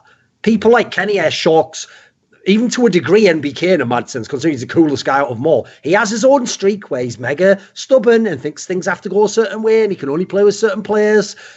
The problem is you can't get all these guys in a room to sit down and actually talk about the shit. Funnily enough, they have a very weird culture where they will get in a room and have a beer and all pretend to be mates, but they won't just sit down and do business. Like what I would love with this team, and funnily enough, the money's already there, Rich. That's one of the sickest things about G2. G2 and Virtus Pro, 2 of the highest paid teams in the entire fucking world, and they're getting no results. They got the scratch, yeah. I want with this team someone to do what that Arbalete guy did with all those fucking Ukrainian players to make Na'Vi, which is, for anyone who doesn't know, he took a veteran player, Starix, and he told him, I will give you the funding and salary to have one of the best salaries in the world and full support for 1 year, and you must make a team which puts aside all personal differences and who has played with who, which is just the best team that Ukraine can make, because you are going to represent Ukraine in the CIS region. And they did that. And as a result, Starks even told me he made choices that he would not have made if he'd been making a team himself. He brought in people who, you know what, maybe he didn't get along with, or he'd never played with, or maybe he had beef with as an interpersonal rival. Well, guess what? The obvious scenario set up here. You get NBK and you say the same thing. I will not bother paying you guys anymore unless you are going to do this approach. Get the players, regardless of your history, who would be the best right now to make this the best team France can have, and let's fucking do this for real. Yeah. I hope, like I say, they're all sick players when they're sick. You know what I mean? And I hope they can fucking get it together. Whatever. Well, I will say this, by the way, Rich. Yeah. That's another thing I've never liked about the Force Buy style. It's really exciting when it works. Tell you what, when it doesn't work, is one of the shittest styles in the world to watch. You just watch people buying guns that aren't as good as other people and getting shot in the head. That's nothing fun about that. Nah, for real. And it's weird that the forced buy style wouldn't work at a time when the CZ's like OP as fuck. Works like a motherfucker for everyone else, mate. Even Astralis exactly. makes it work. They're not even a fucking gambling team like that. Yeah, it's mad. So anyway, moving on. We'll skip out like Heroic 9th to 12th as well. Gambit 9th to 12th. Renegades 9th to 12th. Like, yeah, they're not the big stories. Let's talk about SK Gaming dropping down 7th to 8th. And we've been talking a lot about SK Gaming and how we expected them to come out sort of swinging in 2018. Let's be clear, just as a reminder for those who don't know. Here's what SK Gaming said. SK Gaming said before the major that they weren't going to practice with Phelps. They weren't going to do it. Phelps was a stand-in. They were hardcore practicing with Bolts. Yeah, right? And that they were like, listen, the major is almost a throwaway tournament for us as a result of it. We'll still try to win, but whoever wins it instead of us, there's going to be an asterisk. I believe that Cold Zera, I think it was, even implied, not only are majors not as important now, but I think he even implied they cared more about winning other tournaments, including WESG. They even implied that. So their strong implication, as you've made here, is the reason why we're probably not going to do well at this major is because we're not really practicing for it. So now, let's lead into the story now. Yeah, well, let's definitely do it. So, there was a lot of talk because they had that good run when they brought Bolts in first, and people was saying, is this going to be the best SK gaming we've ever seen? Is this going to be the one that transcends previous lineups, like when they first came over, from Luminosity? Like, is Bolts the missing piece of a jigsaw nobody even fucking knew was out the box? Because SK Gaming had been one of the all-time great teams with one of the all-time great cores in any version of Counter-Strike. Sure, yeah. But this is a team that's fucking straight languishing. They aren't looking good at all. And the last few tournaments we've talked about them, they've been subpar. They haven't even made it to finals. And in Katowice, this was really bad. This was as bad as I've seen them play. They finished in 7th to 8th overall, which is down there with North. And if you look at the way the format works, there was opportunities for them to get through. Keep in mind, all they had to do... You have to lose 2 best-of-3 series to have that happen here. Yeah, you've got to lose 2 best-of-3s. And in the best-of-3s that they played, the ones that they beat Gambit, which is fair enough, but then and that was a 2-1, so far from polished. You would expect them to blow this iteration of Gambit out of the water, but they actually lost to Cloud9. 2-1. And what was interesting about that was, again, it came down to the same old bullshit, that things seem to go drastically wrong in the veto. So keep in mind, in this veto that went down, this best of 3, SK Gaming banned Overpass as their first ban. Yep. I don't like that, just saying. Then they picked Cash first, which is fair dues, whatever. They're doing that more often now. Cloud9 picked Mirage. SK Gaming took out Nuke, because we know that's one of their perma bans, which gave Cloud9 the option. They'd take out Train. And once again, you've got Inferno left dangling in there. Now, I know they've made, again, this is one of those fake numbers. It's one of those fake stats. They've made improvements on Inferno. Yeah, they can now beat Tier 2 opposition on Inferno. Congratulations. They still struggle on this map.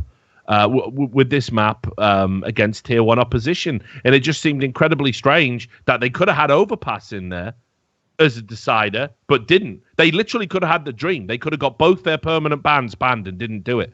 They were so scared of playing Cloud9 on Overpass. So that is beyond stupid and not something I expect from the world's greatest in-game leader.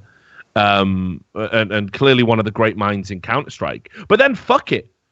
We all know Cloud9 haven't been fucking great since they won the major. Almost feels very similar to a Gambit situation where they've peaked and now it's like, fuck it, it doesn't matter if we don't win the next tournaments. We're the major winners.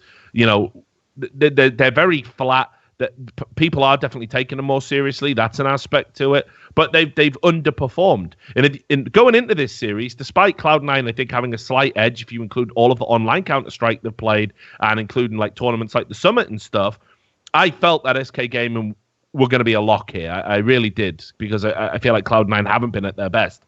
Instead, what you got was they played very well on Cash, and then Mirage and Inferno both went the way of Cloud9. I expected Cloud9 to take Mirage. As I said, Inferno should never have been in this veto. And they go out 7th to 8th. And in particular, nobody really stood out the entire time for SK Gaming. It wasn't like there was one person playing incredibly well or one person playing incredibly poorly. They were all pretty much flat. Like, if you look at the kills across the series, which usually in SK Gaming, there's definitely a disparity because they're very much a role-oriented team. You usually see Taco and Bolts right down there at the bottom while coldzera, Fur, Fall and go off. That's very often for the spread. It was Fallen on 54 and Taco on 48. And Taco at the bottom and Fallen at the top. It was just like nobody was doing SK Gaming things in this game, in this series. And they didn't really look all that great in the tournament. Now, before I get your thoughts on it, I will just also read you this one thing. coldzera went on Instagram, and we've talked about this before, about how, they've got the SK Gaming are basically Schrodinger's team, in the sense they've got the best fans in the world when they're winning, but also the worst fans in the world when they're losing. And it's a constant thorn in their side. And coldzera put a really long post out. I've translated it, so if it's a bit janky, I apologize. But he said, I will post this again to some who think they know about CS here, because of course when one gains idolatry, I imagine that means fame, but when we lose, here comes the reign of shit. The saddest thing is to see that most of our fans only cheer when we are winning or when we are at our peak. There are many types of fans. Those who only cheer because they bet, those that twist things regardless of the outcome, and those who we value, who cheer us at all times. The hater has every moment. I don't know what that means. This is a bit of a weird sentence. It goes, a hater has us at every moment. A defeat when we lose, a championship that we lose, a move where somebody misses, or sometimes they criticize us just for being a dork, and that their dream was to be in our place. If anyone wants to take my place, all of you haters out there, you should go sit and play and do better than anyone else on our team. No one has ever stopped from the beginning. We've all put in an amazing amount of fucking effort to achieve what we have. Do you think people who lose are happy at this moment? The answer is a big no. Do you think I play for money? No, I play to have a fucking trophy inside my house and see my country at the top. That is my biggest salary. I play for 12 hours a day. I do not sleep at night. I have to change everything in 2, 3, 4 days notice and spend stress traveling every week. Sometimes we have no time for ourselves. So instead of filling this bag, send a message of support or send criticism that helps us see something that we are not seeing. Nobody here likes to lose, much less people who have experienced being at the top 2 times before. And then it sort of goes out and just says, if you're a hater, fuck you. So I thought this was interesting because this really sort of shows the mindset in the team. They're definitely feeling it. They're an emotional bunch of guys anyway. But to specifically go down that route and be like, hey, perhaps you can even show us something we're not seeing. Don't hate on us. We're sick and tired of losing. We don't like it. We've been at the top. We're doing everything we can to get back there. There was a little bit of desperation in that post, and it was very un-coldzera-like, in my opinion. So I think they got all sorts of problems right now.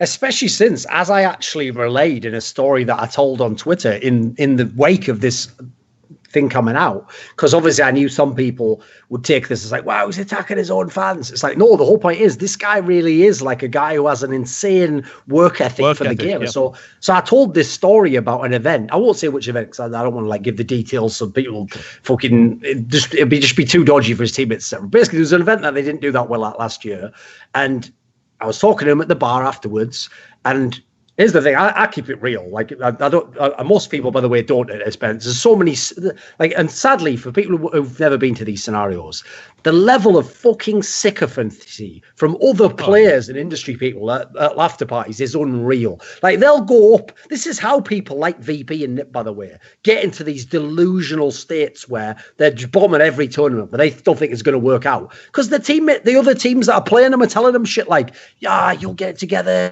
you fucking legends. Oh, respect you so much. You know, like ignore the haters as all, like, you know, as all haters are what's making you play bad. Like the most ludicrous like excuse of all time. So in this scenario, whenever I talk to players, I don't, if they're a tournament team that did bad, I never initiate conversation with them because I don't want to get into a scenario where I have to tell them basically you were shit at this tournament. But what happened was, coldzera was talking to me, and in talking to me, he was saying something about like the tournament or whatever. And then I was saying like you weren't doing very well at this tournament yourself, though. You know, you can't really you can't say anything about your team, you can't say anything about the opponent. You yourself didn't do to the level that what you expect of yourself. You know, think about how good you've been to it. And he basically told me like, yeah, you're right, but you know what? Next tournament I'll be back. And he said, you know, individually, because obviously he can't promise what his team's going to do. He doesn't know. But he said, next tournament, individually, I'll be back. And at the very next tournament that I went to, which was the next one that he played at, he didn't win the tournament, but he literally had like inhuman stats, like stats that were right back at like the prime of his whole career. So that means, unless he just got lucky, this guy literally did go home in his team being in the slump and just grind fucking hours so that when he came back, he individually was at his prime level when he came back. Now, the point I'm making with this is that's what I expect coldzera to do when things go badly, is to go away and to go, right, all I be sort of fucking stoic, be like, all I can do is take care of my scenario and be the best I can be, and I've got to trust Fallen and the people in the SK org to make the rest of the team work.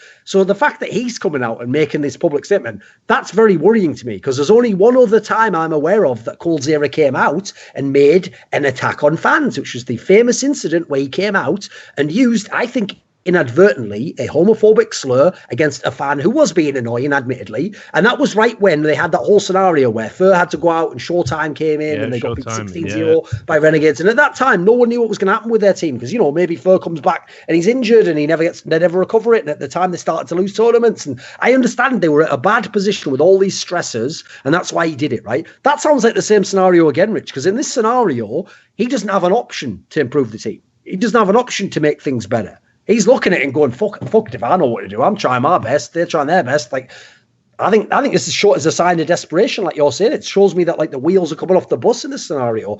And funnily enough, when he says in that article, that post, very correctly, like, you know, we've gotten back to the top again and again and again. Yeah, but there's two ways you did that, mate. One, you made harsh roster moves. Two, you're just an amazing team. Those two things can change overnight. One, you can't make roster moves right now. What are you going to do? Kick out the guy you just brought in? And then two, you can't just live forever and just be an amazing team. It just doesn't happen. So I don't know what they do at this point in time. I mean, I still think they have the pieces to be a very good team.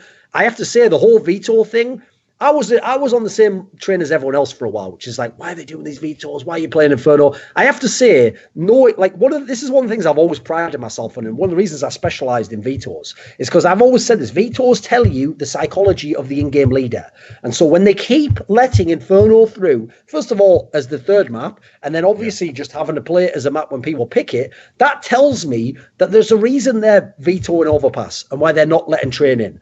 Though I know we all think of those as what amazing maps they were last year. They don't think that. And in fact, that tells me that they would feel so uncomfortable playing train right now that they'll willingly play a map that they get fucking abused on the CT side. People know, like, it's funny that all the SK fans threw Phelps under the bus. Because everyone who plays fucking Inferno, that B site gets abused by everyone. Everyone in the whole game knows it now. So the sad thing is, I know, I don't get why they're doing it, but I actually trust, believe it or not, I trust that they know what they're talking about. This is one example of where I always say, I think people actually are mad disrespectful of SK, because on the one hand, they want to say, coldzera is the best player, but then they also go, but he also has 3 other sick players with him. It's like, well, which is it, mate? You know. So I do think coldzera is an amazing player. I think Fur's a sick player. I think Fallen is probably either in a tough spot where there's nothing you can do, or yes, maybe he's making the wrong choice in the veto. But the problem is, I don't know what you do instead. I don't know what the solution is. So I think they're in fucking bad shape right now. Well, let's just be real, right? So in 2018, right, which keep in mind is meant to be their year, because they ended 2017 on a motherfucking high, remember? Everyone was all high-fiving. I just remembered, let me quickly say this as well. One other thing to say,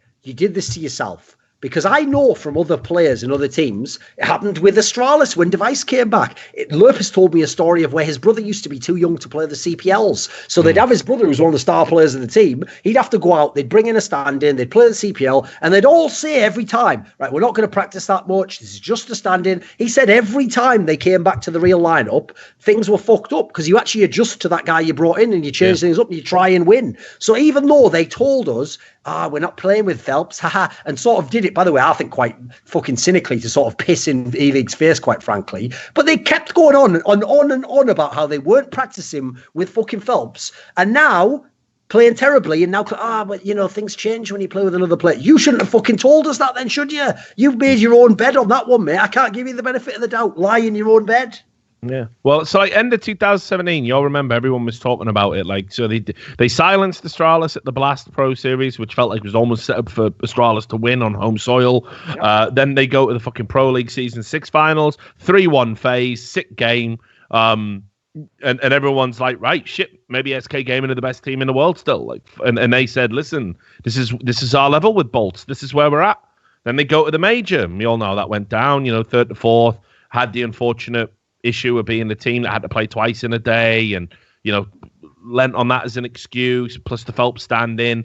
So nobody really thought there was a problem, and then they followed that up with WESG, right? North American Finals, beat Cloud9, a little bit of revenge for the major. But then after that, right, 3rd at the Summit, which people again made an excuse. It's a relaxed tournament. You can't expect a team like SK Gaming who are always straight grinding. Yeah, excuses. Right? And again, these excuses offered by fans, obviously not by the players themselves, even though they are prone to one. And then they went to the Star Series. Well, they got bodied by Liquid and knocked out, right, 5th to 8th. And now they just got bodied by Cloud9, 7th to 8th, and they went out. They've got a fucking serious problem. This is meant to be the definitive version of SK Gaming. That's what SK Gaming are telling me. Yep. And yet, you've got 2 maps in the current competitive pool you absolutely cannot play, and 1 map you seem to be afraid of playing when it used to be your best map. So what is going on? Like, serious, someone's got to man the fuck up and take charge of that team. You know, this isn't good enough. Like, this isn't good enough at all. Hello? Is that room service? Apparently, I have to answer the fucking door. Right, wait there a second. How much long is this going to be? 20 minutes, I think we got. I'll be back in 1 minute. Yeah, do you think? We'll edit this out, brother. I've got to answer the fucking door, have I? I love it, mate. I love him. One day they're going to civilize Duncan, mate. I don't know what we'll do when that happens. If this is massage for Mr. Shields. He's come back in a bathrobe. Yeah. Was that the full body massage that you booked, was it? Just the fucking people who want to clean the room or whatever. Right, good, excellent. All right, so that's SK Gaming. Like, they definitely need to switch things up. Let's move on. We'll talk a little bit about Cloud9. We touched upon it. I'll just get your general thoughts. Again, it wasn't like a great tournament for them. It wasn't a bad tournament for them. Kind of put them in the middle of the pack. What do you think of Cloud9? Because right now, I'm guessing that you're sort of leaning towards Liquid being the number 1 team in NA. You know, they're getting the better results and everything. Yeah. You know, have Cloud9 peaked, or is that just crazy talk? Is it too soon to say that? Oh, I think they definitely peaked. I mean, that was literally what I thought when I saw them win the major. I was like, this is what happens when everything goes right for you for like 3 days in a row. Guess what? That doesn't happen. The sickest thing, this is one of the things people won't appreciate about Counter-Strike, sadly, is like, I know to every fan, when you watch a player do something amazing, you go, fuck, imagine if he did that every time. Well, he's obviously not going to, is he? The best way to judge a player is look at his average day. His average day will tell you who he is as a player. Now, what makes people like the aforementioned Cold Zera, Simple, so unreal is their average day is better than like fucking someone like Stewie 2K could ever dream of. So that's why they will consistently win tournaments. And a bad day for FaZe, where we all call them fucking losers, is like narrowly losing a massive final. For someone like Cloud9, to even make a final will take everything in their team. Now, that's not some sort of diss. That is a fact of nature. Like, what do you want? Like, they're just not a top-level team. So I think if you look at it, I think they're in a bit of trouble, quite frankly, because, like, Automatic's been playing pretty well this year. I think his level's actually got to a pretty high level. He's pretty good. I think Skadoodle, obviously, he's never going to do the shit he did at the major again. I don't know why anyone thinks that's the case. But, okay, he's going to do what he's going to do. The ones in the middle, Stewie 2K and Tarek are streaky as fuck. They're just all over the place, mate. They're a bit of a wreck, actually. And funnily enough, I saw there was a picture, I think it was BSL or someone posted it, where they showed like Stewie 2K was like just grinding hours on the tournament PCs there. Again, another example, right? I'm sure he is mad dedicated. Doesn't always come out in your play, unfortunately. So when you add in streaky form with, they do play a fairly streaky style like Counter-Strike, I think this isn't even that terrible. Like, I know this one, they didn't have that higher placing, like you'd hope they go higher. This is who they are as a team. For me, a good day for Cloud9 is going to be you make a semi-final. A bad day is going to be probably top 8. This is about where they should probably be. I said on the Star Series one, they were close to making it through. They probably got a bad draw at the end. So I think this is actually who Cloud9 is. I don't think it's like some mad slump, personally. And let's talk about Liquid. You know, Liquid had a good run at this tournament, constantly improving, constantly getting better. Nafly really showing he's probably a top 5 player in the world right now against sort of all the fucking odds. They were a bit unlucky, you know, could have made it to the final, ran up against a very good Fnatic side. They had a super close Inferno. Mirage didn't quite deliver. But what sort of typified this, or rather not typified, but what stood out for me here at Katowice was Liquid made it all the way to the semis, but they didn't really have everybody firing on all cylinders, like actually far from. You know, like Elige particularly went missing in the series against Fnatic. You know, Steel is doing what Steel does. He's more the glue. You don't really look to him at frag. But there was a couple of shonky performances by Nitro as well, which was a little bit strange because he's been like in god tier form of late. I'd say career best. Yet they still managed to make it all this way by just having incredibly solid structure and cohesion on the maps that they're good at, you know, think Inferno, etc. So definitely intrigued. You know, are we going to see Liquid win a tournament this year? Think it's possible. You know, like a bigger tournament, I should say. I think it's possible, but I don't know. What do you think? For me, Liquid is... I do think they're the best NA team, but not by much. Like, I think they're just slightly better. Like, one of the factors that I think is very, very positive for Liquid is when Cloud9 won the major, one reason I couldn't buy into the idea they were going to become the new #1 team is because they won it thanks in part to like overpassing Inferno. And I just don't buy that they're going to beat like the world's best teams on those two maps. Like, it's not going to happen for me. Whereas actually Team Liquid, one thing that I think is a massive positive for them is they also have a limited map pool. But they're just by pure coincidence, it's a really good map pool to have. Like, they play Cobblestone, Inferno. What else do they play? I think they play Overpass as well. I mean, admittedly, I don't necessarily buy that it's sick, but they basically have the map pool where you can't, like, against every top team, they can always, in theory, be in position to win one map, their own map. But that immediately is going to give you a good chance. The problem that Cloud9 has is Cloud9 can play people and in theory get 2-0. That can happen. They have no choice in the veto. So I think Team Liquid is a slightly better team than Cloud9. I think they're both still like top 5, top 6 teams. So there's no shame in being just slightly better. But yeah, I think it's the problem Team Liquid has, in contrast to Cloud9, is I actually think generally Team Liquid does get a lot out of all their players. Like, I agree, Elige was mad off this tournament, but generally they have insane firepower. Their problem is they are so fucking mentally weak as a team. It's unreal. Like, if they lose a game, they get bodied. They don't lose like, oh, we lost 16-12 and it was close. If they start losing, I don't know why it is. Like, if I had to guess, I'd look at those players. I don't really see sort of like leadership figures in those players. I look at like people like Nitro's a very wishy-washy player. Elijah just kind of does his own thing. Twisted 17 years old. You can't blame him. Like, Naf is sort of a loner. That's been his problem in his whole career. So I have to say that they're a very fragile team. When it's going great, it looks awesome. They can definitely win maps against the best teams in the world.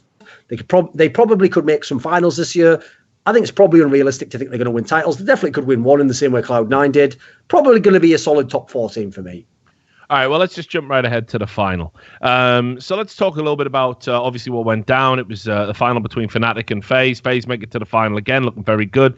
2-0 Astralis to get there and square up against Fnatic.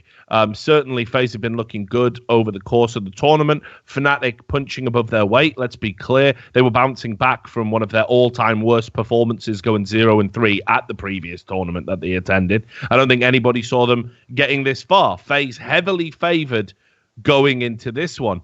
Instead, it didn't go the way that people thought it was going to go.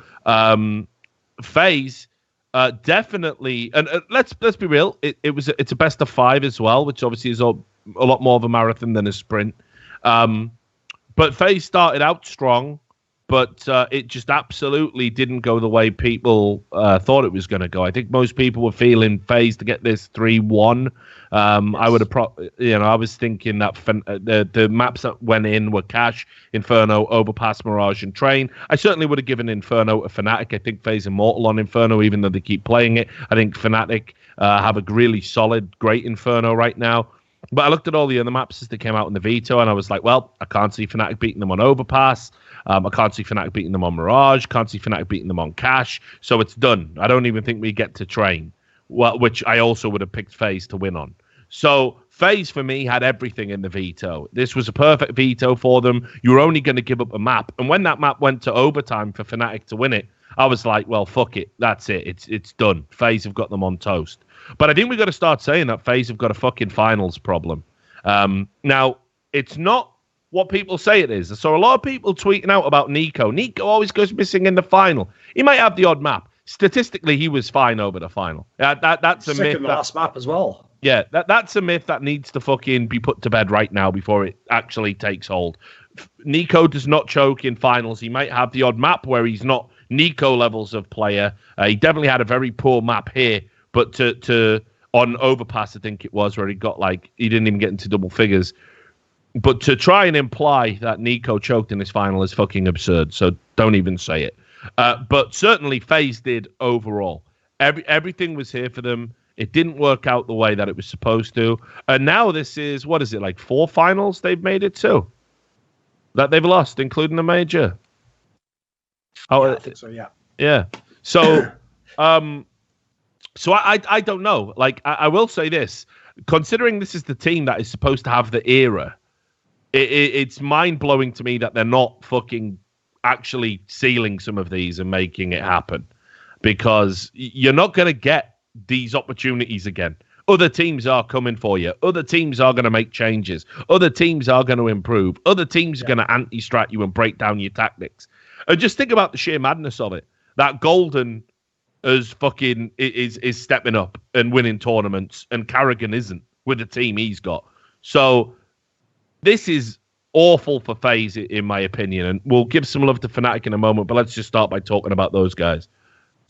Yeah, well, this is another example, along with the final against Cloud9, where every fan gets mad because they love the underdog. So why are you downplaying the underdog? Because the point is the underdog could have done everything they did, which was, by the way, play the game of their life in both examples, and it wouldn't have mattered. Cloud9 would have lost the major if one more round went FaZe's way on Inferno.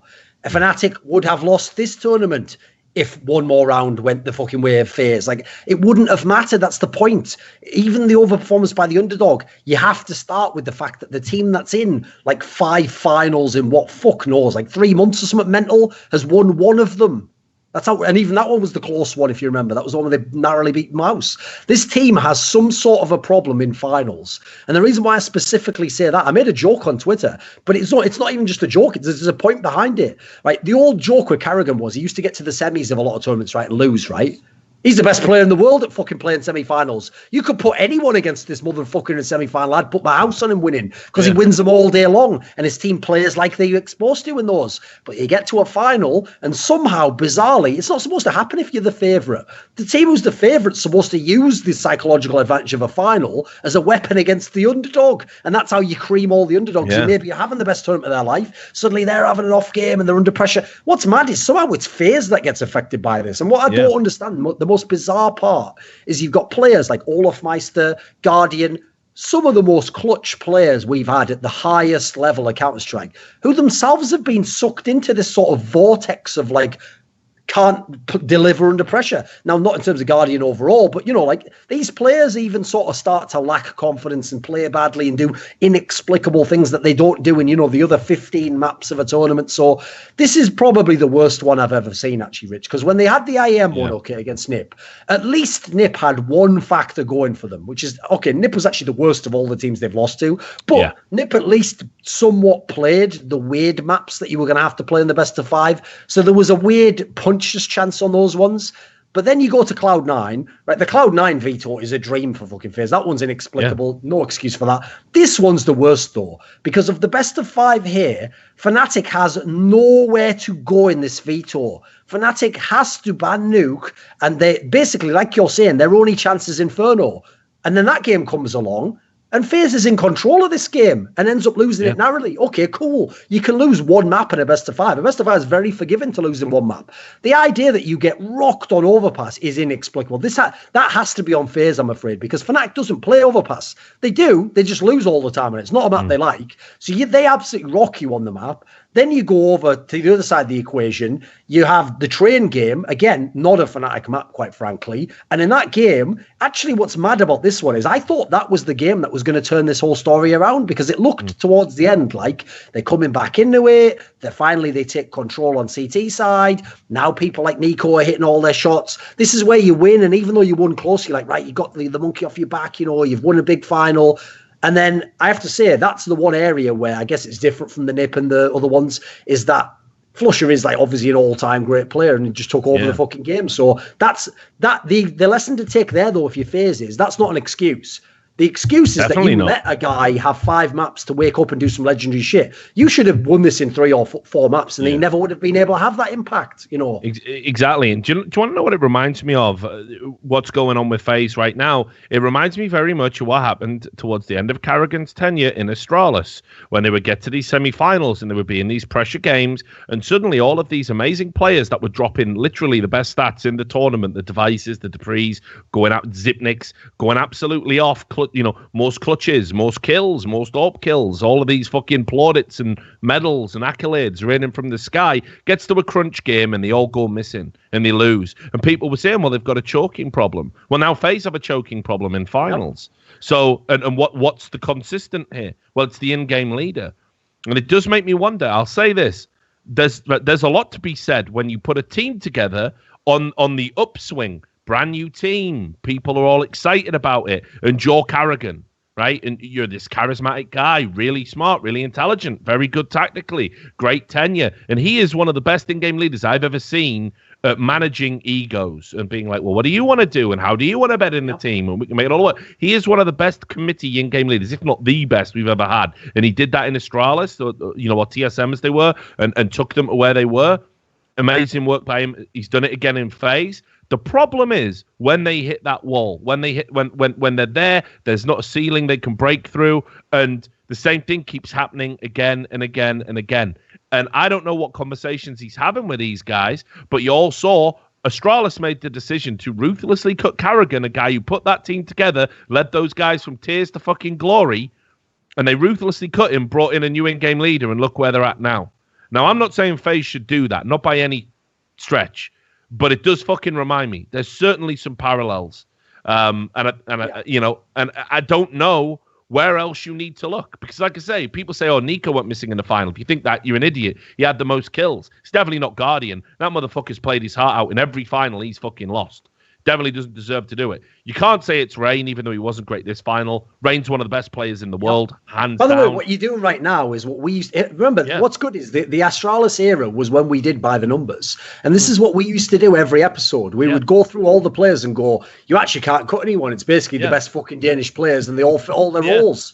It's true. Yeah. So the only thing you're left with is, do you bring in a new in-game leader who might be able to take this team to the next level? Or some people say you should cut all off Meister. I think that's, I don't necessarily subscribe to that philosophy. The problem is, if you bring in another in-game leader, you have to add this factor in. There's not only finals exist, guys. So you better literally be getting Glaive. You better be getting Fallen. Oh, yeah. Otherwise it doesn't make sense to, because you know what? There are no other in-game leaders that'll get you to every top 4 at every final. I realise he's not winning the finals. That is a massive problem. But it's not like he's not doing anything elsewhere. So this is why it's a mystery, isn't it? So I don't know. And I mean, equally as well, I know this. Like, people have suggested bringing in a coach that's going to be more authoritarian, and Carrigan won't have that. That's not how Carrigan works. So there really isn't anything FaZe can do. Now, don't get me wrong. If you make some mad baller move and you drop all off Meister for simple or something insane like that, which again is the stuff of fantasy football, it's never going to happen. It would never happen. But if it did, all right, let's talk. But the only other option, like I say, is to bring in an in-game leader who can maybe take them to the next level and stop them choking. I don't know. But certainly, FaZe have got a finals problem and they need to get over it. This is their time. I'll tell you, they're not going to be making it to finals in a year's time. I don't need a crystal ball to know that. That's how Counter-Strike works. This is it. You fucking get the trophies now or they don't come around. But as you said, Fnatic, Crims had an absolute amazing tournament. Crims has been one of the best players in 2018. And interestingly enough, in the final, he was eclipsed by the old fucking master himself. That actually sucks, by the way, in a weird way, because I have to say, Crims was on course for the MVP, no doubt. I was going to give him the MVP even if they fucking lost that 5th map. Oh, sadly, no doubt. You can't really when a guy literally takes over like single-handedly, drops a 40 plus, and just wins every clutch. Like, I sort of have to give it up to the cunt, don't I? Yeah, I think he was like back-to-back aces at one point as well. On train, absolutely. Like, FaZe should have had train. Flusher happened. Like, now don't get me wrong. Sure, like you said, maybe you can't legislate for that, but equally, you can't let Flusher get into a game. You know who he is. You know who he is. You don't let it get to that point. You can't. You didn't lose that game on train. Flusher won that game on train. You lost the game on fucking Overpass, mate. That should have been a done series. Yeah.